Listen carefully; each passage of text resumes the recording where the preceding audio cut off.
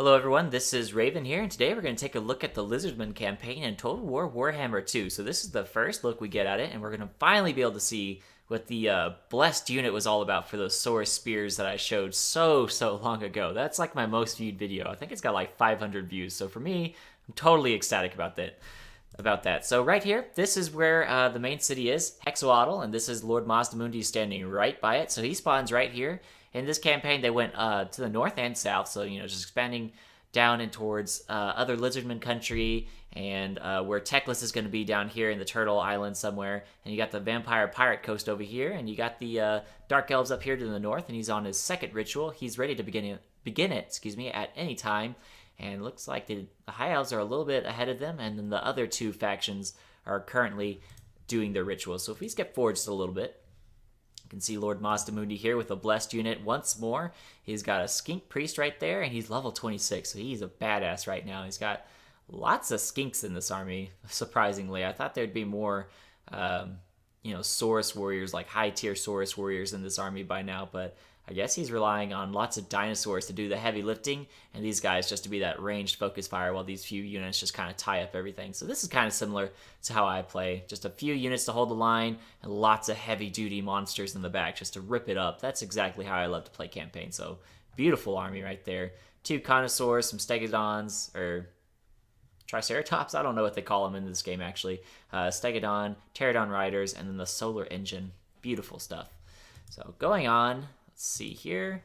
He's got a special mount Zlok, and that's going to put his armor up to an extremely high amount. So I'm sure that this armor right here, and maybe even this talisman, and some stuff into these battle effects that he might have gotten from his traits, is going to be increasing this armor pretty high, by a pretty high amount. But I'm assuming it's going to be about 120 to 130. Can't quite tell you. I haven't actually seen the stats.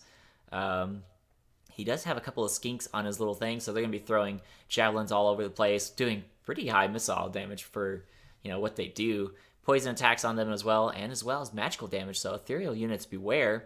Pretty good weapon strength, 437 armor piercing and bonus versus infantry. Now, I don't think that this sword alone is going to give it armor piercing and that bonus versus infantry, so I'm expecting his weapon strength to probably be around 400, 410, something like that. And this little sword of battle is probably what put it to this weird number. And then on top of that, probably about 30 melee attack, 40 melee defense or less maybe, but that's okay. He's on a giant monster, so what he's good for is being stuck into large groups of infantry and just being able to ride his way through them and be able to shred them apart with these massive AoE attacks that he's going to be having. So good stuff coming out of that. Looking onto his skills now, we'll back it up a little bit. You actually see something right here called Transcendent Healing. Once he gets this ability, he'll be able to have regeneration. Not only that, but he has the Banishment, Vortex spell, Ruination of Cities, which is that triple wind spell, so it goes all over the place, kind of fucks up everybody. It doesn't look like it's that strong. It's not as strong as Wind of Death from what I've seen, but also it hasn't gotten a perfect cast where it goes through every single unit in a model in a unit, excuse me. And then he has Apotheosis, healing spell, causes fear as well. Curse of the Midnight Wind, kind of debuff for all the people in that area. Net of Amontok, let's see what else. Some other stuff. Comet of Cassandora, good stuff there. And did he actually go over Arcane Unforging? I want to see what that does. He did. Wait, go back. Just 1 second. Just want to see this for myself. I didn't actually get to see what it was. All right, so gives greater effect on ability cooldown, strong versus a single combatant. So this is a direct damage spell to a single enemy. So that's pretty cool. So you can target down a lord or a hero, whatever. So whether it's a banshee for the vampire counts or a lord like Malekith running around trying to fucking take the life from other people. I think it's called soul leeching or something like that. That's what he had. Some sort of ability that hurts the enemy lord or hero, whatever, and then heals him in the process. Pretty cool stuff coming out of that.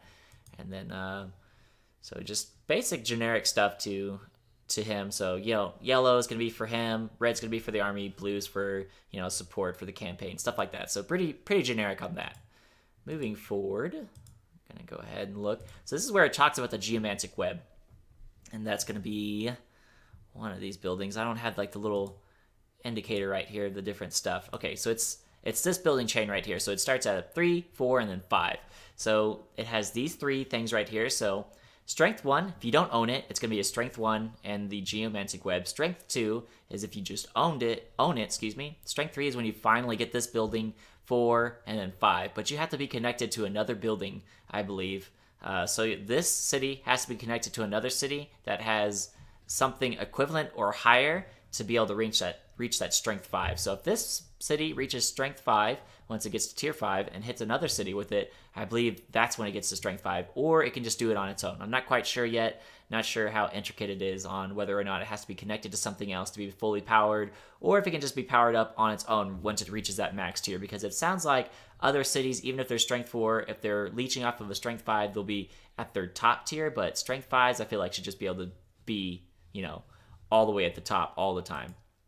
And if I back it up a little bit here, you can actually see that there's 5 different little tiers. So that's going to be each one of these things for your edicts that you can enact, or commandments, whatever it is, whenever you control an entire little settlement area. So he has these 3 cities, so he can enact all 3 of these things, or he can choose which one, rather, excuse me. And then it has the 5 different stages depending on the 5 different levels. So that's pretty cool. Then he goes on to talk about recruitment, kind of looking for that. So first we get into the rites, though. So he's going to do the rite of primeval glory. So the salon summoning the fauna of Lustria, the feral beasts of the jungle shall answer. So gives you the army ability to summon the feral cold ones. So if you actually looked at the Lizardmen quest battle versus the high elves way back, months ago, like last year pretty much, I think, they actually showed off this ability where he summons it like on top of a Eagle Claw Bolt Thrower, I believe is what it was. And it says, an army of feral Carnosaur, Stegodon, and Bastillodon units will spawn at your faction's capital. So it's Bastillodon and Stegodon. That's what it is. Okay, now I know. Won't fuck that up anymore. And so it says it summons this at your faction's capital. So I guess you get like a whole new army just by doing this. That's pretty cool. And it's all dinosaurs, which sounds dope. Then right here, Rite of Sotek. So it says you have to be able to do a certain thing to do each of these, except for maybe this one. I'm not sure what he did to unlock this one, or maybe it's just always unlocked. I don't know. And it says that this is the duration that it lasts right here. So no duration, because it's just being able to summon him. 15 turns is how long you're going to have this army. 5 turns is how long this is going to be taking effect. So you have to win an ambush battle, and then enables attrition for all foreign armies within your territory, plus 50% ambush success, and then, recruitment stuff, and then build this to be able to do this to get this guy. Simple stuff like that. Now I want to get to that blessed spawning where they start talking about that. I think they do right here. Yeah. So it shows the Geomantic Nexus being able to allow him to summon a Skink Priest, but right here you can see regular recruitment, and then you have the blessed spawnings. So it's like a regiment of renown, pretty much, for all the different units. So that's pretty interesting. So they only have it for units in the game, obviously, right now, but I'm expecting it to expand to cover different stuff. So let me back it up a little bit, because I'll actually hover over it, and then I can talk about it. So blessed spawnings. So it says missions will do. Ooh, are you okay, dude? Looks like he just tripped and broke his neck right there with that pause. That's perfect. All right, says no units available. Missions that grant units as rewards will be issued over time. So as you complete a mission that it says to do, you'll be able to go into the blessed spawning and be like, congratulations, you beat this mission. Now you can recruit this guy, and you'd be like, fuck yeah, get this guy, or get a Carnosaur or whatever. So they showed off Saurus Warriors, and then they showed off a Carnosaur that was blessed as well. I believe that's actually the blessed variant of Carnosaur, and this is the blessed variant of Saurus Warriors with the orange back right here. So they'll show you a side-by-side comparison of what they look like, and they just said that they have better stats or unique unit abilities, so that's pretty cool. So you can see right here the orange coloration and their markings, much brighter and much more of it, rather than these guys, kind of like a little snake pattern along their back, whereas this guy looks like it's just exploding out like a volcano kind of all over their skin. Pretty badass. And that shows a side-by-side comparison of the Carnosaur. So you have your regular variant right here, and then you have your blessed spawning of the Carnosaur right here. So this guy actually has plus 25% movement speed, I believe is what he said, or plus 50% movement speed. I'll actually unmute it just so he can say. Warriors and some blessed Saurus warriors to their right, who benefit from better stats across the board and the perfect vigor trait, so they never run out of puff in battle. Oh, that's nice. The Blessed Carnosaur is a truly nasty piece of work, as it moves 25% faster than the regular Carnosaur and gets a whopping 50% magic resistance buff. Alright, so the magic resistance is meh, I guess, at best. I guess you could say. I don't really care about that, but it will help keep it healthy against units like the Skaven with their warp lightning cannons and stuff like that shooting in against it, which do magical damage, I believe. And any kind of like plague sensor bearers that the plague monks have and stuff like that in the front line, you can stick them in against that, and they're not going to be doing too much against him. Anything else that does magic damage is cool, I guess, and it protects it against single entity damaging spells like Spirit Leech and stuff like that, or Final Transmutation. So that's pretty cool. But overall, not the biggest deal. Carnosaurs, I feel like, are more for taking out a hero. So perhaps if that hero has magical attacks, it'll just become an absolute beast. Because if you watch that last video I did, I know it was so long, so I can just kind of go over it kind of briefly. They had a feral Carnosaur start attacking Tyrion. The feral Carnosaur was at 50% HP, got surrounded by 2 nobles, which are the heroes of the High Elves on steeds with their halberds, and it was fighting Tyrion. That half-H feral Carnosaur was able to rout Tyrion. Like, take him from full HP down to like 10% with only 50% HP. That thing fucking tore him up. It was insane. So watch out for feral Carnosaur, excuse me. I want to go back and see that animation real quick of that guy charging into battle. Just real quick. I just want to see what it actually does after that. I'm not sure. All right. Okay. I thought it was going to like roll or something into them. Something ridiculous.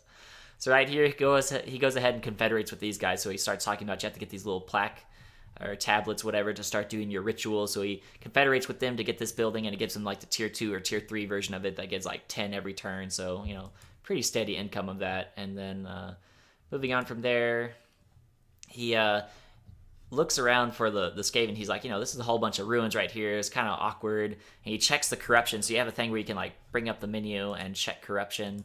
And that's in here. So you can watch it on your own if you want to see it. Or maybe this is it. Right here. There it is.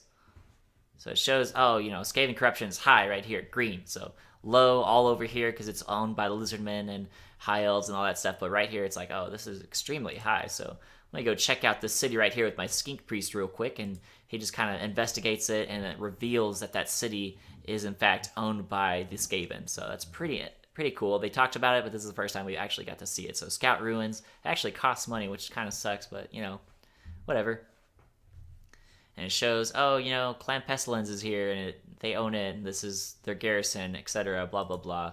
That's pretty much it. Then he starts his ritual, and it shows, these are the 3 cities, blah, blah, blah. This is the places you have to protect while it goes on. 10 turns. Once it's completed, though, you get 5,000 gold, so that's awesome. But what's unfortunate for him, though, is the spawning. Look at this fucking 3 Chaos Army spawn right by this city to try and stop him. That is highly unfortunate. So sorry. And then over here on the coast as well, he's got the another Chaos Army trying to float in, trying to land and get some action in on him. Or I guess that was the vampire counts, but there's certainly another army out in the sea. I thought he showed it at one point. I'm not crazy. I know he showed it at one point or another. So that's pretty cool stuff. So now he's doing his ritual with the other 2 rituals going currently, and you can see all 3 of them tugging at the vortex right here. And at some points, you can obviously see all 4 if the High Elves were performing their own. So that's pretty cool. That's pretty much it, though, for today. They didn't show too much.